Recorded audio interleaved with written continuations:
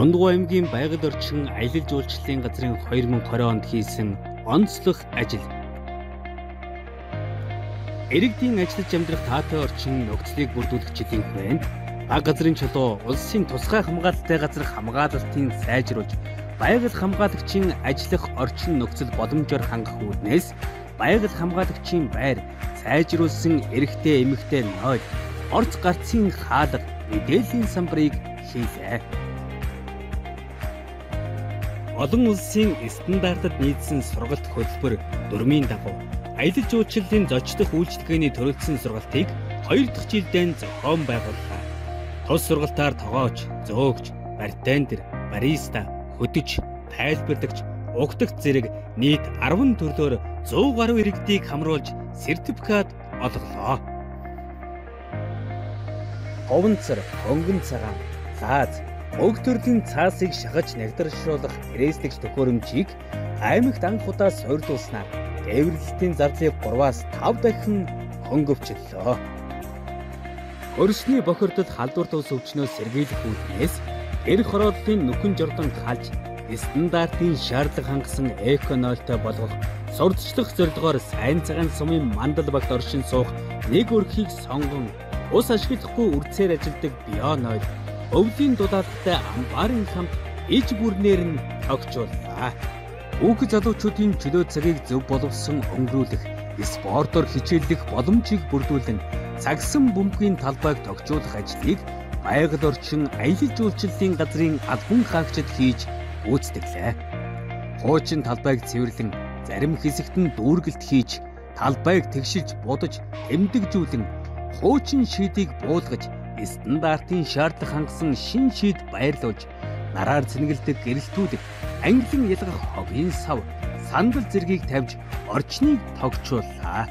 Аймгийн ерөнхий боловсролын сургуулиудын сурагчдын 2 дахь удаагийн эко клубын чуулганыг Мандалгүй хотод ховонцрын хэрэглээг багасгахын урандор зохион байгуулав. Эко клубүүд туршлагаан солилцож, хог хаягдал, ангилан ялгах, ногоон амьдралын хэм маяг сургалтуудад хамрагдаж, ховонцор, хөнгөн цагаан, лааз, уг төрлийн цаасыг шахаж нягдаршуулах грэслэгч төхөөрөмж, бионойл, үзүүлэнгийн байгууламж, мод үржүүлгийн газартай танилцах аяллыг хийж, мод тарих зэрэг арга хэмжээнүүдэд хамрагдлаа. Чуулганы хүрээнд 15 сумын бүх эко клубын сурагчид 13 төрлийн баг цахим сургалтанд хамрагдаж, энэхүү үйл ажиллагаанд идэвхтэй оролцсон эко клубүүдийг шагнаж урамшууллаа. Байгаль орчноо хайрлан хамгаалах байгалийн баялагын нөөц, даацаас нь хэтрүүлэхгүйгээр зохистой хэрэглэх, боловсрал, хүмүүжил, хандлагыг ирээдүйн хойч үеийнхэндээ төлөвшүүлэх замаар боловсролыг олгох, олон нийтэд сурчлах зорилгоор байгаль орчны тэмдэглэлт өдрүүд болон хоггүй цэвэрхэн Монгол аяны хүрээнд сурагч, гэр бүлүүдийн дунд видео контент, загтал, үдээлийн уралдааныг зарлаа. Цахим уралдаанд нийт 33 сурагч, багчууд оролцож, байгаль хамгаалахад өөрсдийн дуу хоолойгоо хүргэлээ. Сум дундын он ангиас тарьц, суулгаж авсан иргэдийн дунд айл өрхийг хашаандаа мод тарихыг дэмжих зорилгоор азтан шалгаруулах сувлааг зохион байгуулж, нийт 147 иргэн оролцсноос сайн цагаан сумын 2 иргэн, Дэлгэр хангай сумын 1 иргэн шалгарч, мод тарих, арчилгаж шаардлагатай багаж хэрэгслээр шагнаж урамшууллаа. Үндэсний Монгол бичгийг дээдлэгч хамт олон болох зорилт тавин байгууллагын гадна хаягжуулалт, албан хаагчдын өрөөний хаяг, байгууллагаас зохион байгуулдаг үйл ажиллагаа, уралдаан тэмцээний өргөмжлөлийг монгол бичгээр бичиж, хамт олноо болоод олон нийтийг уриалж, албан хаагчид өмнө бичиг сонин тогтмол захиалан уншдаг болсон. Дундгой аймгийн эрүүл мэндийн газраас зохион байгуулсан эрүүл мэндийг дэмжигч байгууллага эрүүл ажлын байр шалгаруулах уралдаанд амжилттай оролцож, эрүүл ажлын байраар шалгарч 3 дугаар зэргийн гэрчлэгээ батламжаар шагнууллаа.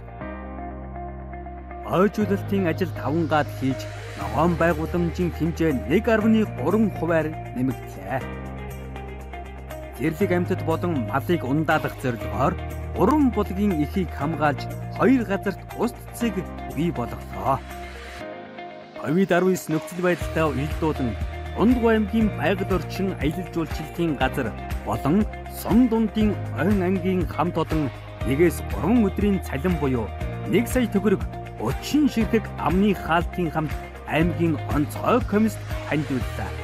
Цар тахлын боловсролгүй эрсдлээс урьдчилан сэргийлэх ажлыг зохион байгуулахад дэмжлэг болгож 4.3 сая төгрөгийг онцгой байдлын газарт байгууллагын албан хаагчид болон ахмад наснуудад даргалаа дэмжихэд 1.3 сая төгрөгийг тус зарцууллаа. 0-оос 12 настай хүүхэдтэй эцэг эхчүүдийг богиносгосон цагаар ажилуулж, зарим албан хаагчдыг гэрээсээ ажиллах боломжоор хангалаа.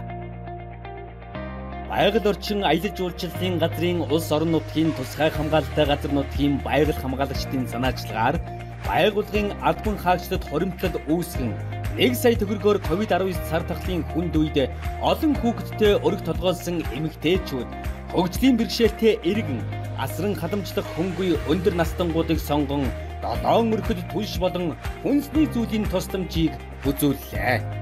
Дундгой аймгийн Байгал орчин аялал жуулчлалын газрын 2021 онд хэрэгжүүлэх онцлог ажлууд улсын тусгай хамгаалалтай газар нутгийн нэгдсэн өнгө төрх брэнд бүкэд нийцүүлэн дэлгэр хангаавал байгалийн нөөц газарт хэлийн баг, нэвтрэх хаалга, мэдээллийн самбарыг байршуулна. Орон нутгийн тусгай хамгаалалтай газар нутгийн хэмжээг нийт газар нутгийн 21.8 хувь хүргэнэ. Тусгай хамгаалалтай газар нутаг дахь зэрлэг амьтдыг ажиглах камер байрлуулна. Сайхан овоо суманд малчны баяр ивент арга хэмжээг зохион байгуулна. 5Га талбайд ойжуулалтын ажил хийн. Нөхөн сэргээлт арга хэмжээг эрчимжүүлнэ. Олон улсын эко сургууль цэцэрлэг хөтөлбөрт аймгийн сургууль цэцэрлэгүүдээс хамруулна.